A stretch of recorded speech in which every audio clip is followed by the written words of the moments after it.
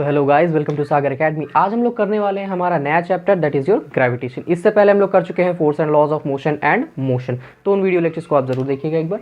तो चलिए हम लोग स्टार्ट करते हैं हमारा ग्रेविटेशन। अच्छा, ग्रेविटेशन आपको पहले से कुछ ना कुछ आइडिया होगा, ऑब्वियसली 8 वोट में पढ़ा होगा थोड़ा बहुत। क्या है ग्रेविटी? ग्रेविटी मतलब ये वो फोर्स है जो अर्थ अपने ऊपर रहने वाले हर ऑब्जेक्ट पर लगाती है ताकि वो हर ऑब्जेक्ट को अपने तरफ खींच सके। अच्छा, क्या मतलब उसका? मैंने ये मार्कर लिया, इसे हवा में उछाला, अब ये क्या होगा? जाके हवा में टंग जाएगा? नहीं, ऑब्वियसली ये नीचे आएगा। ये नीचे क्यों आ रहा है? क्योंकि अर्थ जो है उस पर फोर्स लगा रही है ताकि ये वापस नीचे आ जाए, और यही जो फोर्स ऑफ अर्थ है इसी को ग्रेविटेशन कहा गया है। तो पढ़ते हैं definition. The force with which the earth pull the object towards it is called the gravitational force of earth, और ग्रेविटी मतलब ये वही फोर्स है जो अर्थ अपने से हर ऑब्जेक्ट पर लगाती है ताकि वो हर ऑब्जेक्ट को अपनी तरफ खींच रखे। अच्छा, हम लोग जमीन पे क्यों खड़े? क्योंकि अर्थ हमें जाने नहीं दे रही, ठीक है। एटमॉस्फेयर क्यों है? अर्थ क्यों, आई मीन एटमॉस्फेयर है ना अर्थ का, वो क्यों है? ग्रेविटी की वजह से। अगर ग्रेविटी नहीं होगी तो एटमॉस्फेयर भी नहीं होगा, चला जाएगा, ठीक है। मैंने यहाँ पे लिखा है responsible for holding the atmosphere above the earth, rain falling to the earth. अच्छा, बारिश हो रही है, बारिश का पानी नीचे आ रहा है, तो नीचे क्यों आ रहा है? फोर्स ऑफ ग्रेविटी, ऑब्वियसली ऊपर से आ रहा है तो नीचे ही आएगा ना ग्रेविटी की वजह से। अगर ग्रेविटी नहीं होती तो ये ऊपर ही रह जाता, या तो फिर बारिश ही नहीं होती, सिंपल सी बात है, ठीक है। मून पर भी ग्रेविटी है, पर वो अर्थ के कंपैरिजन में कम, इसलिए लोगों को वहाँ कूद कूद कर चलना पड़ता है। थोड़ा सा भी चलता है लगता है उड़ रहा है ना, अर्थ की कंपैरिजन में कम है। तो जब आप लोग एक बॉल उछालते हैं, वो बॉल होती है ना स्टम्पर की या कैनवस की, वो फेंकते हैं ऊपर में, तो वापस वो नीचे बहुत तेज़ी से आता है। ये हो क्यों रहा है एक्चुअल में? आप सोचते हैं वो ऊपर ही क्यों नहीं रह जाता? बिल्कुल, क्यों? क्योंकि ग्रेविटी ये वही फोर्स है जो अर्थ लगा रही है उस चीज़ को नीचे लाने के लिए। अच्छा, every object in the universe attract every other object. अब जो हमारे न्यूटन अंकल थे, उनके दिमाग में खिचड़ी पकी, उन्होंने इसी बात को बस थोड़ा सा घुमा करके कह दिया। साइंटिस्ट है ऑब्वियसली, तो एक चीज़ पे तो रुकेंगे नहीं, ठीक है, कुछ ना कुछ दिमाग में खुराफात रहती है, कुछ ना कुछ तो करेंगे। देखते उन्होंने क्या कहा कि every object in the universe attract every other object. अब आप कहेंगे अच्छा ऐसा है तो फिर सामने वाला इंसान हमें खींच क्यों नहीं लेता, हम उससे जाकर के चिपक क्यों नहीं जाते? तो रुकिए, समझाता हूँ। According to Newton, every object in this universe attract every other object with a certain force called gravitational force. Gravity को उन्होंने कुछ इस तरह से समझाया कि ग्रेविटेशनल फोर्स एक ऐसी फोर्स है जो कि हर एक ऑब्जेक्ट अपने से दूसरे ऑब्जेक्ट पर लगाता है। अब वही फिर से सवाल, तो फिर ऐसा है तो हम लोग सामने वाले इंसान जाके चिपक क्यों नहीं जाते तुरंत, या आसपास की चीज़ें हमसे क्यों नहीं चिपक जाती? तो यहाँ पे ये पॉइंट जरा पढ़ते हैं। If the masses of the object are small then the gravitational force between them is very small. तो सिंपल से आपको आंसर मिल गया। मान लीजिए 2 मार्कर है, अब ये खट से आपस में चिपक क्यों नहीं जाते? इनका मास जो है ना बहुत ज़्यादा स्मॉल है। और यहाँ पे क्या डेफिनेशन कह रही है कि अगर मास बहुत ज़्यादा कम है तो ग्रेविटेशनल फोर्स भी बहुत कम होगा। इट मीन्स नेग्लेजिबल होगा, हम उसे ऑब्जर्व नहीं कर सकते। मतलब क्या है, अब ये है तो रेस्ट में ही रहेगा क्योंकि मास बहुत कम है। अब दूसरा एग्जाम्पल समझाता हूँ। If one of the object is very big या लार्ज मास, ठीक है, the gravitational force becomes very strong. बिल्कुल, अगर 2 ऑब्जेक्ट में से कोई एक ऑब्जेक्ट का भी मास ज़्यादा है तो ग्रेविटेशनल फोर्स बहुत ज़्यादा स्ट्रॉन्ग होगी and it will B observable. कैसे? एक पत्थर लीजिए, हवा में उछाल दीजिए, पत्थर के कंपैरिजन में ये जो अर्थ है इसका मास बहुत ज़्यादा है, इसलिए जो ग्रेविटेशनल फोर्स है हम उसे ऑब्जर्व कर सकते हैं, तुरंत वो पत्थर नीचे आ जाएगा। आप समझ में आया आपको? ओके, तो ये वही वाला पेड़ है, ध्यान से देखिए इस पेड़ को, ये वही पेड़ है जिसकी वजह से ये इतनी खुराफात न्यूटन ने की थी, ठीक है ना। वो उस पेड़ के नीचे बैठे होते, ना ये सेब उनके सर पे गिरता, और ना ये सब आपको पढ़ना पड़ता। अच्छा, क्या न्यूटन की डिस्कवरी से पहले ग्रेविटेशन नहीं था? ऑब्वियसली था। ऐसा नहीं है कि न्यूटन ने डिस्कवरी कर दी उसके बाद ग्रेविटेशन आ गया, और ऐसा भी नहीं है कि सिर्फ सेब गिरने की वजह से उनको समझ में आ गया ग्रेविटी है। नहीं, इसके बाद भी उन्होंने फर्दर एक्सपेरिमेंट्स किया। जैसे उन्होंने अज्यूम किया एक पहाड़ पे हम तोप रखें, उस तोप को चलाएं तो उसका जो गोला होगा वो कितने दूर तक जाएगा, और नीचे आएगा तो कितने स्पीड से आएगा। तो ये सब बातें उन्होंने ध्यान में रख करके ग्रेविटेशन की खोज की। ओके, खोज किया की मतलब समझाया लोगों को, ठीक है। तो आई होप आपको ये वाला समझ में आ गया। आप इसका स्क्रीनशॉट लीजिए, फिर हम लोग आगे बढ़ते हैं। ले लीजिए। तो चलिए गाइज, अब हम लोग देखने वाले हैं यूनिवर्सल लॉ ऑफ ग्रेविटेशन। अच्छा, क्या है यूनिवर्सल लॉ ऑफ ग्रेविटेशन? तो ये भी न्यूटन का ही किया धरा है और कुछ खास नहीं। चलिए, न्यूटन को तो कोई काम था नहीं, तो वो सिर्फ डिस्कवरी ही करते रहते थे हर 5-5 मिनट में, आदत थी उनकी। चलिए देखते हैं universal law of gravitation. Every body in the universe attract every other body with a force which is directly proportional to the product of their masses and inversely proportional to the square of the distance between them. क्या मतलब हुआ इस line का? अभी मैंने आपको पीछे बताया था ना कि न्यूटन के अकॉर्डिंग 2 बॉडीज एक दूसरे पर फोर्स लगाएंगी, पर अगर उनका मास बहुत कम है तो वो जो ग्रेविटेशनल फोर्स का रिएक्शन होगा, मतलब कह लीजिए कि उसका जो एक्शन होना चाहिए वो नेग्लिजिबल हो जाएगा। और अगर उसमें से एक का भी मास ज़्यादा है तो वो हमसे ऑब्जर्व कर सकते हैं। एग्जाम्पल दिया था मैंने आपको अर्थ और स्टोन का, स्टोन फेंका वापस अर्थ पे आया, है ना। और अगर नेग्लिजिबल वाला एग्जाम्पल चाहिए, ये 2 मार्कर रखे हैं, चुपचाप पड़े हुए हैं, इनमें कोई भी आपको हलचल नहीं दिखेगी क्योंकि दोनों का मास बहुत कम है, तो ग्रेविटेशन यहाँ पे नेग्लिजिबल है। मैं आपको एग्जाम्पल समझाता हूँ। मैंने लिखा है कि सपोज 2 बॉडीज, चलिए अच्छा जब बॉडी की बात करता है तो बॉडी बना ही लेते हैं। एक बॉडी है आपकी A और एक बॉडी है आपकी B, ओके। इस वाले के मास को मैं कह रहा हूँ, इसका जो मास है वो m1 है, इस वाले का जो मास है उसको मैं कह रहा हूँ m2 है। दोनों के जो बीच की डिस्टेंस है वो है r, है ना। न्यूटन के अकॉर्डिंग क्या कहा गया, m1 and m2 are lying at a distance r from each other, let the force of attraction between 2 bodies be. अब यही था ना कि universal law of gravitation, 2 bodies एक दूसरे के ऊपर अट्रैक्शन वाला फोर्स लगाएंगी, तो इनके बीच में जो फोर्स लग रहा है, ठीक है, ये क्या मान लेता हूँ मैं, F, कैपिटल F है, ठीक है। Now according to the law of gravitation, law of gravitation क्या कह रहा था हमारा, कि जो फोर्स है, फोर्स ऑफ अट्रैक्शन है 2 बॉडीज के बीच का, it will be your directly proportional to the product of their masses, product of their masses यानी m1 इंटू में m2। ये मतलब वो पहला बात तो हमसे ये कह रहा है। दूसरी बात क्या कह रहा है, it the force will be inversely proportional to the square of the distance between them, okay, inversely proportional to the square of the distance between them. Distance को हमने r लिया था। क्या मैं इन दोनों को कंबाइन करके नहीं लिख सकता हूँ, बिल्कुल लिख सकता हूँ, तो लिख देता हूँ। चलिए क्या हो जाएगा यहाँ पे, force F will be directly proportional to m1 into में m2 डिवाइडेड बाई r का स्क्वायर। अब मैं इस डायरेक्टली प्रोपोर्शनल के सिंबल का क्या करूं, इसको हटाते हैं, ठीक है। तो F विल बी और directly proportional is equals to, जब ये डायरेक्टली प्रोपोर्शनल का साइन यहाँ से हटेगा तो यहाँ पे एक कांस्टेंट आएगा G, जिसको कहते हैं यूनिवर्सल ग्रेविटेशनल कांस्टेंट, याद रखिएगा, मल्टीप्लाइड बाई m1 इंटू में m2 डिवाइडेड बाई r का स्क्वायर। ये आ गया आपका फोर्स ऑफ ग्रेविटेशन निकालने का रिक्वायर्ड फॉर्मूला, ठीक है। This is your required formula to find out the force.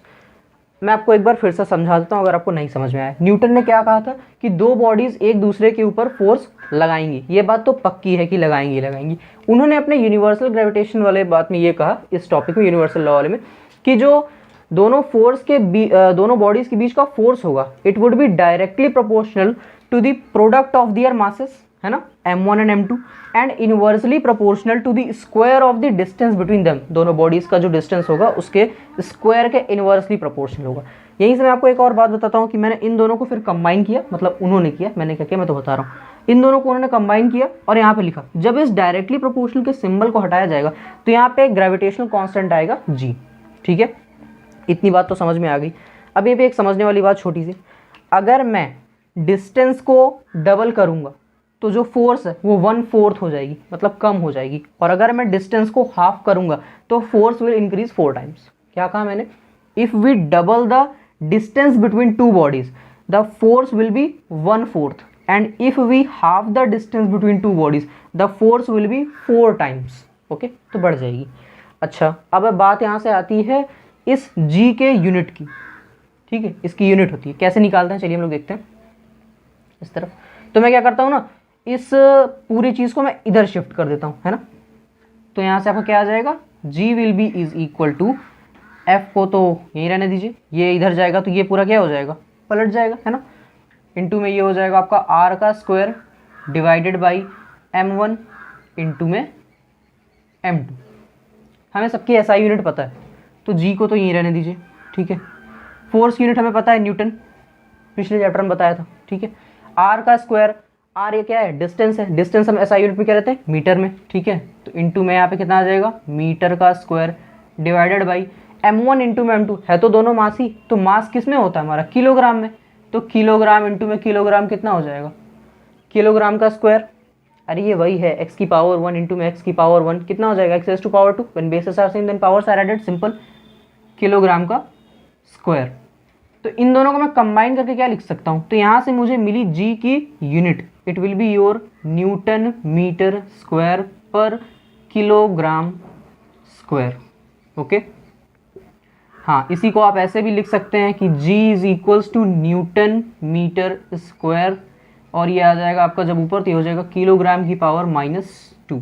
ठीक है, तो दोनों तरीके से रिप्रेजेंट कर सकते हैं, दोनों तरीका सही, फिलहाल आपको दोनों याद रखना है। तो अब मुझे लगता है कि आपको ये वाला टॉपिक पूरा क्लियर हो गया होगा। ठीक है, आप इसका स्क्रीनशॉट ले लीजिए, मैं साइड हो जाता हूँ। सो चलिए गाइस, अब हम लोग देखने वाले हैं हमारा वैल्यू ऑफ ग्रेविटेशनल कांस्टेंट। ये जो ग्रेविटेशनल कांस्टेंट जी थे ना, इसकी एक वैल्यू है। चलिए देखते हैं क्या है। पहले यहाँ पे कुछ कहानियाँ लिखी हुई जरा समझते हैं। If the masses m1 and m2 of the bodies are 1 kg and the distance r is 1 metre then putting. अब मैं आपको कह रहा हूँ कि मान लीजिए वो जो आपके पास फॉर्मूला आया था F is equals to G into m1 m2 by r का स्क्वायर, उसमें वो जो दो बॉडी का मास है m1 एंड m2, उसको सपोज कीजिए कि वो 1 kg है, और जो दोनों के बीच की डिस्टेंस है ना, सपोज कीजिए कि वो 1 मीटर है। सिंपल है। फिर मैं क्या कह रहा हूँ कि जो दोनों बॉडीज़ हैं, दोनों का मास m1 कितना है 1 kg एंड m2 भी कितना है 1 kg। ठीक है, देन मैं कह रहा हूँ कि यहाँ पे जो डिस्टेंस r है वो कितना है 1 मीटर। दो बॉडीज़ हैं, उनके मास, दोनों का मास 1-1 kg है, दोनों के बीच की डिस्टेंस 1 मीटर। यहाँ तक आपको बात समझ में होगी। तो जब हमने फॉर्मूला देखा था F is equals to G into में m1 m2 बाई r का स्क्वायर, मैं यहाँ पे हर जगह 1 पुट कर देता हूँ। चलिए इधर लिख देता हूँ। अगर मैं हर जगह 1 पुट कर दूंगा तो मुझे यहाँ से F इज इक्वल्स टू जी मिल जाएगा, क्योंकि ऑब्वियसली ये भी 1 होगा तो 1 इंटू में 1 1 ही होगा, r का स्क्वायर 1/1 ही होगा, 1 से 1 कटा 1 ही बचा, g इंटू में 1 इक्वल टू जी। सिंपल। तो F इज इक्वल्स टू यहाँ से मेरा कितना आ जाएगा g। इतनी बात आपको समझ में आ गई। ठीक है, तो यहाँ से आपको क्या समझ में आ गया कि अगर बॉडीज़ के बीच मतलब बॉडीज़ का जो मास है वो यूनिट मास मतलब 1-1 kg है, और जो उनके बीच की डिस्टेंस है वो यूनिट मीटर है, यानी 1 मीटर है। तो जो ग्रेविटेशनल कांस्टेंट g होगा it will be equal to the force. Okay, ये नेक्स्ट पॉइंट यहाँ मैंने लिखा है, समझने वाली बात समझिएगा ध्यान से। The gravitational constant g is numerically equal to the force of gravitation. यही आया ना यहाँ पे, फोर्स ऑफ ग्रेविटेशन के इक्वल है आपकी जो ग्रेविटेशन कांस्टेंट की value, which exists between the two bodies of unit masses kept at a distance of unit distance from each other. The value of universal gravitation constant g has been found to be इतना 6.67 into 10 to the minus 11 newton metre square पर kilogram square. ये तो unit है, तो मैंने पीछे आपको बताई। अब ये क्या अजीब सी वैल्यू है, ये आपको समझ में नहीं आ रही होगी। ये वैल्यू पहले मैं बताता हूँ कि बहुत छोटी वैल्यू, छोटी क्यों है, यहाँ पे देखिए 10 to the -11 है, -11, और ये बहुत छोटी वैल्यू है। ठीक है, यहाँ से मुझे समझ में आता है एक बात कि दो बॉडीज़ के बीच का मास अगर बहुत कम है तो उनके बीच में जो फोर्स ऑफ अट्रैक्शन होगा वो बहुत ही ज़्यादा वीक होगा। ठीक है, एक पॉइंट मुझे यहाँ से समझ में आया। अब मैं यहाँ से आपको क्या बताने वाला हूँ, ये जो वैल्यू है ये आई कहाँ से, तो इसके लिए एक बड़ा अमीरों वाला एक्सपेरिमेंट किया गया। क्यों कह रहा हूँ अमीरों वाला, अभी आपको समझाता हूँ। ठीक है, ये मान लीजिए ऐसे कोई, ठीक है, दीवार टाइप का है, ये इस पर लटकाई गई दो बॉल्स। ये दो बॉल बहुत खास हैं, अभी समझाता हूँ क्यों। क्योंकि भैया ये जो दोनों बॉल है ना, ये गोल्ड की बनी हुई है। ठीक है, तो ऐसे कोई 11-11 खरीद तो सकता नहीं इसको, इसीलिए कहा अमीरों वाला एक्सपेरिमेंट। इनके मासेस को कैलकुलेट किया गया पहले ही। ठीक है, मान लीजिए इसका कुछ मास था m1, अब वो जो भी वैल्यू रही होगी, ओके, जो भी वैल्यू रहेगी उसमें कैलकुलेट किया। इनके बीच के डिस्टेंस को कैलकुलेट किया गया, जो फोर्स आया F उसको कैलकुलेट किया गया। ठीक है, अब अगर हमारे पास फोर्स है, मास m1 है, मास m2 है, डिस्टेंस r है, सब कुछ तो है हमारे पास, तो करना क्या है, न्यूटन ने तो फॉर्मूला दे के चले गए ना, F is equals to G into में इतना, तो g को हम इधर फिर से इन सारी वैल्यूज़ को इधर शिफ्ट करते हैं। तो यहाँ से जब इस फॉर्मूले के अकॉर्डिंग निकाला गया g is equals to F into में r का square divided by m1 into में m2। इस फॉर्मूले के अकॉर्डिंग जब इस एक्सपेरिमेंट को किया गया और सारी वैल्यूज़ को पुट किया गया, तो यहाँ से आपकी वैल्यू आई है 6.67 into 10 to power -11 newton metre square पर किलोग्राम स्क्वायर। बड़ी लंबी चौड़ी वैल्यू। अच्छा, एक और बात मैं बता देता हूँ आपको, यहाँ पर इस वैल्यू को जो है ना 6.7 into 10 to power -11 newton metre square पर किलोग्राम स्क्वायर भी कहते हैं। अच्छा, अब ये 6.7 कैसे हो गया, तो यार देखिए राउंडिंग ऑफ वाला फंडा आपको पता है, ये वैल्यू जो है ना 7 के काफ़ी क्लोज है, इसलिए हमने इसको राउंड ऑफ करके 6.7 ले लिया। अच्छा क्यों ले लिया? Just for the sake of convenience of calculation करना ईजी हो जाता है थोड़ा। अब ये इतनी लंबी चौड़ी वैल्यू का कैलकुलेशन कैसे करेंगे, तो बेटर होगा कि हम इसे क्या ले लें, सीधे 6.7 ही ले लें। ओके, ये 10⁻11 का जो फंडा है मैं आपको कैलकुलेशन में समझाऊंगा कि आप इसको कैसे सेट करेंगे, कैसे अरेंज करेंगे, क्या कैसे कैलकुलेशन होगी। तब तक के लिए पहले आप इसका स्क्रीनशॉट लीजिए इतने का, मैं साइड होता हूँ। सो चलिए गाइज, अब हम लोग देखते हैं gravitational force between object of small size and big size. हम लोगों ने देख लिया है कि अगर दो बॉडीज़ का मास बहुत ज़्यादा कम है तो उनके बीच का ग्रेविटेशनल फोर्स भी बहुत कम होगा। इसका मतलब कि जो एक्शन देखेंगे हम वो नेग्लिजिबल होगा, मतलब कुछ भी नहीं होगा, जो जैसे पड़ा है वो वैसे पड़ा ही रहेगा। मतलब यही दो ऑब्जेक्ट हैं, इनका मास बहुत कम है, ठीक है, तो इनके बीच का जो ग्रेविटेशनल फोर्स है वो भी बहुत कम है। न्यूटन ने कहा था कि हर ऑब्जेक्ट एक मतलब अपने से सामने वाले ऑब्जेक्ट पर या अपने से दूसरे वाले ऑब्जेक्ट पर क्या करता है, ग्रेविटेशनल फोर्स लगाता है, उसको अपनी तरफ खींचता है। बट जब मास ही बहुत कम है तो वो क्या होगा, एक्शन जो होने वाला है वो बहुत निग्लेजिबल होगा। चलिए देखते हैं। Suppose two bodies, suppose two ball of 1 kg each, मतलब दो बॉडी हैं, दोनों का मास 1 kg है, are placed with their centres 1 metre apart, then they attract each other with a force of. अब आपको कह रहा है कि दो बॉल है, ठीक है, एक का मास 1 kg है, दूसरे का मास भी 1 kg है, दोनों एक दूसरे से 1 मीटर की डिस्टेंस पर रखे हुए हैं। तब आपको बताना है कि उन दोनों के बीच में जो फोर्स एक्ट कर रही है वो कितनी होगी। चलिए निकालते हैं कैसे।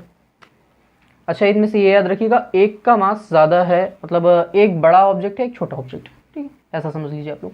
मैं आपको कब से एक बात बताने वाला था कि जो ग्रेविटेशन है वो एक वेक्टर क्वांटिटी। अच्छा कैसे वेक्टर क्वांटिटी, पहले यही समझ लीजिए। ये एक ऑब्जेक्ट है मान लीजिए, और ये एक दूसरा ऑब्जेक्ट है, एक का मास m1 है, एक का मास m2 है, ये तो मैं बस ऐसे ही बता रहा हूँ। मेन बात ये है कि इसके सेंटर से इसके सेंटर तक ग्रेविटेशनल फोर्स एक्ट करेगी। तो यहाँ पे एक डायरेक्शन नहीं स्पेसिफाइड हो गया, बिल्कुल, ये क्या है आपकी एक वेक्टर क्वांटिटी है। ओके, ये आपकी क्या है, एक वेक्टर क्वांटिटी। तो आपको ये वाला समझ में आ गया होगा। चलिए अब हम लोग काम की बात देखते हैं।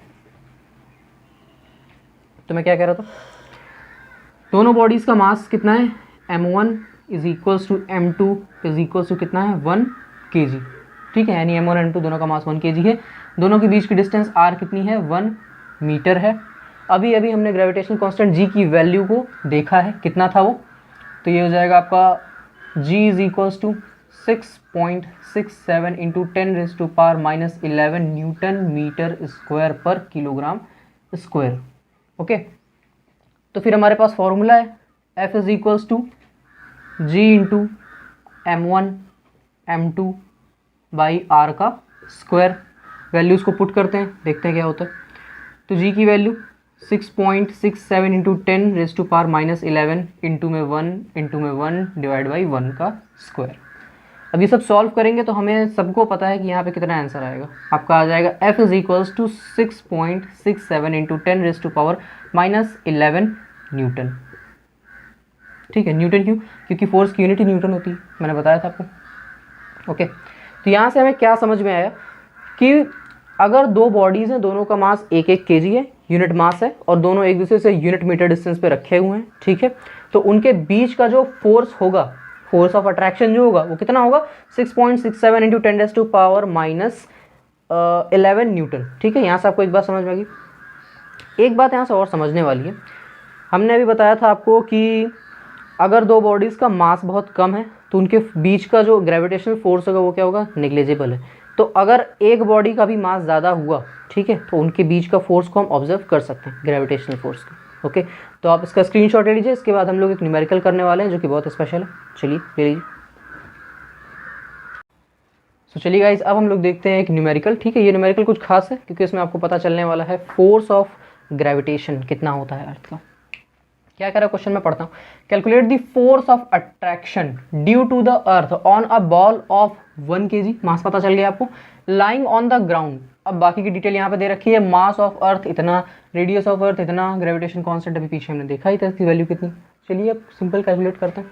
पहले सारी चीज़ें लिख लीजिएगा, ठीक है, कि आपका मास m1, ओके, मास m1, अर्थ का मास लेते हैं हम लोग, कितना है, it is your 6 into 10⁻24 kg। ठीक है, मास m2 कितना है आपका, तो ये 1 kg है, बॉल का मास यही है ना, नेक्स्ट क्या दे रखा है आपको, रेडियस आर। तो ये जो रेडियस आर है ये अर्थ का रेडियस है, कितना है 6.4 इंटू 10⁻³ किलोमीटर। तो अब ये किलोमीटर में, तो पहले हम इसको एसआई में यहीं पे करेंगे। R is equals to, simple हमें पता है कि हम क्या करते हैं, किलोमीटर को मीटर में करने के लिए मल्टीप्लाई कर देते हैं, तो मल्टीप्लाई करेंगे। अच्छा ये जो 1000 है इसको हम ऐसे भी लिख सकते हैं 10⁻3, ठीक है। तो do not confuse with this, okay. तो मैं यहाँ पे सिंपल क्या करता हूँ, इधर ही 10.3 से मल्टीप्लाई करता हूँ, तो 6.4 इंटू 10⁻3 इंटू 10⁻3, अब ये आपका आ जाएगा मीटर में। तो when bases are same then powers are added, R is equals to 6.4 into 10⁻6 metre, लीजिए आ गया ये आपका मीटर में।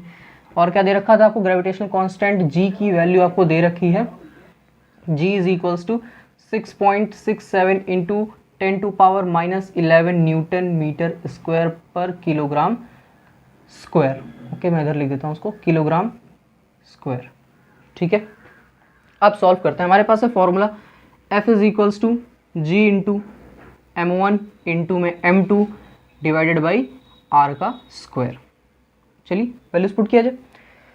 g की वैल्यू कितनी है हमारे पास, लेके आते हैं इधर, तो 6.67। अच्छा मैं एक काम करता हूँ, इसको 6.67 से मैं डायरेक्ट 6.7 ही पुट कर देता हूँ, कैलकुलेशन करने में ईजी होगा। तो 6.7 इंटू 10 टू पावर कितना हो जाएगा यहाँ पर -11, इंटू में m1 क्या लिया था मैंने 6 इंटू 10 टू पावर 24, m2 कितना है 1 है, डिवाइडेड बाई r का स्क्वायर कितना है 6.4 into 10 to power 6 whole square. अब ये जितनी लंबी चौड़ी सी वैल्यू है, इसको सॉल्व करने में सबके पसीने छूट जाते हैं।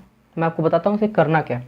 तो पहले ये जो 10 की पावर वैल्यू है ना, इसको तो साइड में रख दिया कीजिए, ठीक है। मैं बस आपको बता रहा हूँ करने का तरीका, कि इसको साइड में कर लीजिए।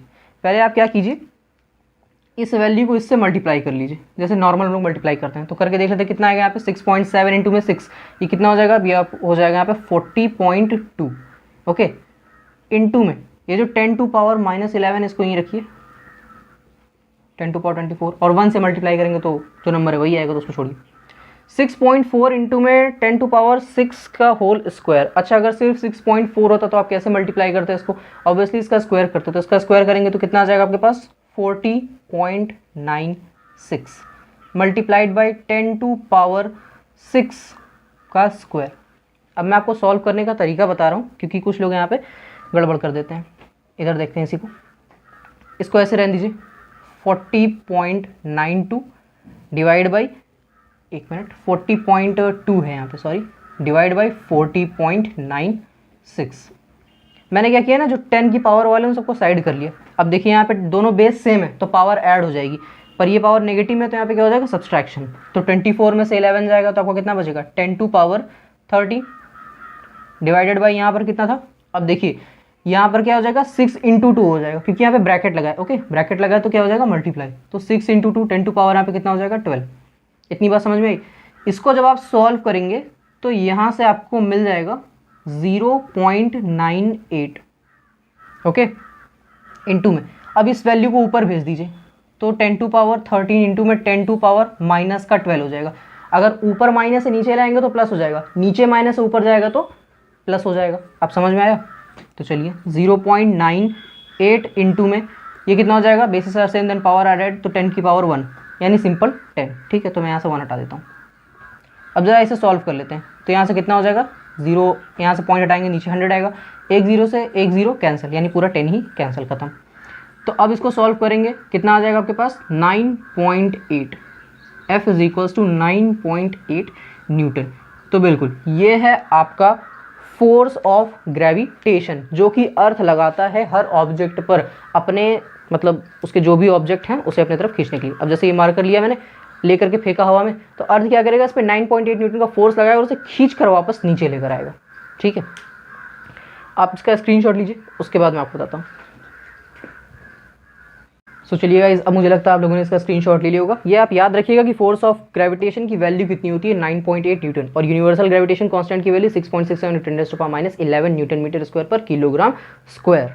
ये दो वैल्यूज़ हैं न्यूमेरिकल वाली, जिनको आपको याद रखना है, ठीक है। अब इसके आगे हम लोग देखने वाले हैं ज़रा प्लैनेट्स वाला फंडा, कि प्लैनेट कैसे टिके रहते हैं आसमान में, ठीक है। आसमान मतलब क्या, स्पेस में, ठीक है। यहाँ से आसमान में दिखेगा ना। चलिए, तो अब मैं आपसे मिलता हूँ नेक्स्ट वीडियो लेक्चर में, ठीक है। और फिर हम लोग करेंगे हमारा प्लैनेट वाला मोशन, और उसी के साथ हम लोग करेंगे केपलर लॉ भी। तब तक के लिए do like share and subscribe our channel. Thank you.